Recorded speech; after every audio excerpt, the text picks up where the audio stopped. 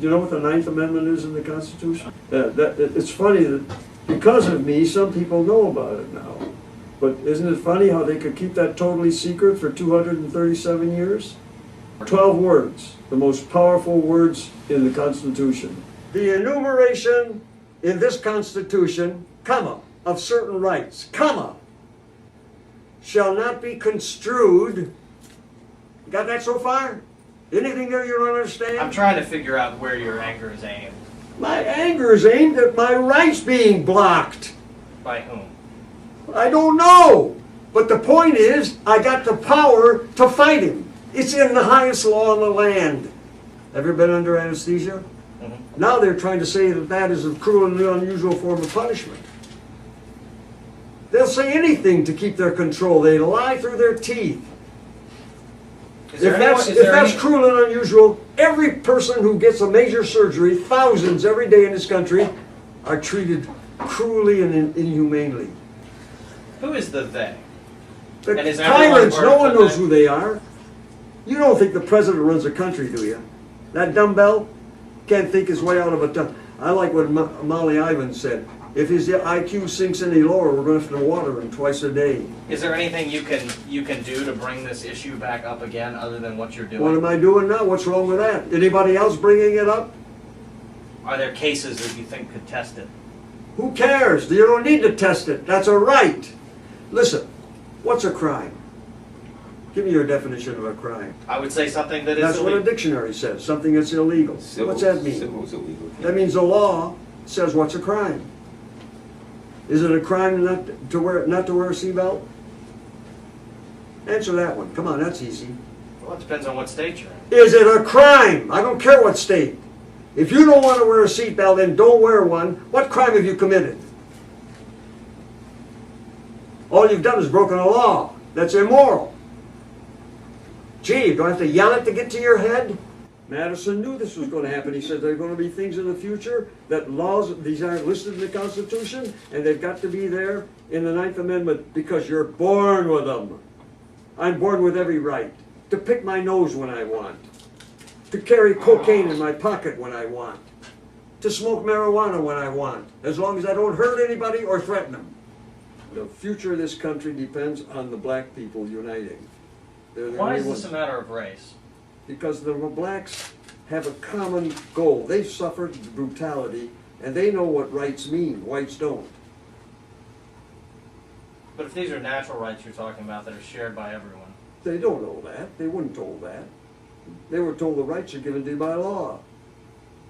So the blacks had to go through this nonsense of the Supreme Court with Brown versus Board of Education and equal but separate but equal. That's unconstitutional. But they had to submit to it because they didn't know about the Ninth Amendment. And if they did, they'd be ignored. I don't care about the system. It's tyrannical. The Ninth Amendment is all I want. It's all I need. Now you can't touch me if you're honest. You're not honest. That's the point.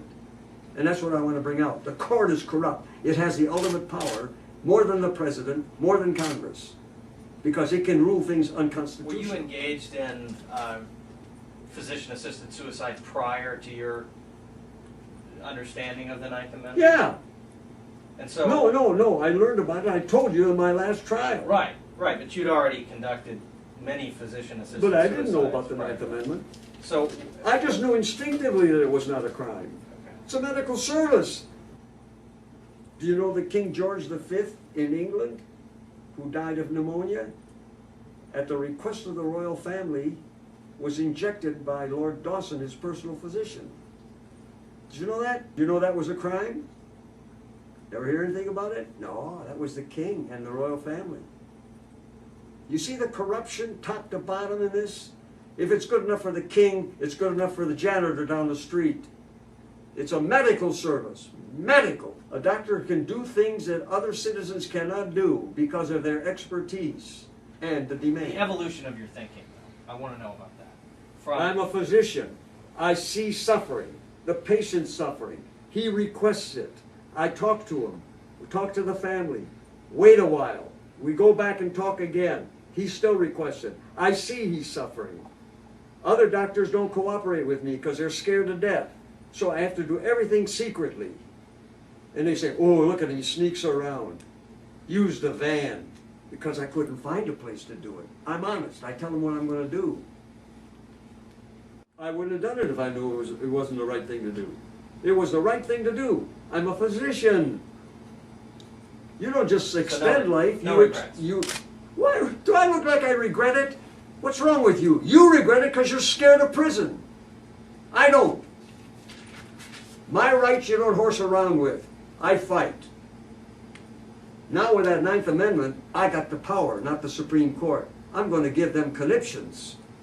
But I got to get the people riled up to fight for their rights. You think I don't know what's going on in this world? Everyone's sheep. In fact, one woman put it nicely, talked about the American sheeple. They are. You don't realize it though. But these are not my words. These are words of respected, famous people, respected. Is it wrong to quote Jefferson and Madison, Franklin, Hamilton, Teddy Roosevelt? Is it wrong? No, those aren't my words. The words I'm going to use tomorrow are not my words. They're from the grave because they're all written down.